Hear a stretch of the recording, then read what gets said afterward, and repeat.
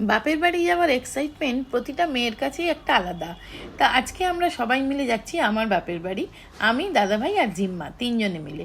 তো দেখো সেখানে গিয়ে তো জমিয়ে কবজি ডুবিয়ে খাওয়া দাওয়া, পাবদা মাছের ঝাল, চিকেন কারি, কপির রোস্ট, ডাল আর বেগুন ভাজা। এই দিয়ে লাঞ্চ সেরে দেখো বড় মা দিচ্ছে, রান্না করেছে মাছ, মাংস, ছোট কাকিমণি রান্না করেছে কপির তরকারি, চিকেন কারি।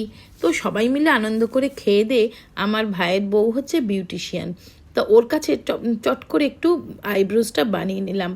তারপরে দেখো বিকেলবেলা সবাই মিলে গল্প গুজব আড্ডা হই হই।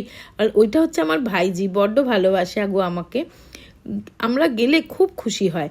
বাড়ি ফিরে রাত্রেবেলা বানালাম দিশানো পাস্তা। এই পাস্তাটা ডুরুম হুইট থেকে তৈরি, আর এটা বানালাম আমি আগারো হানিকম ফ্রাই প্যানটাতে। এত সুন্দর এই ফ্রাই প্যানটা না, রান্না করার মজা লেগে যায়।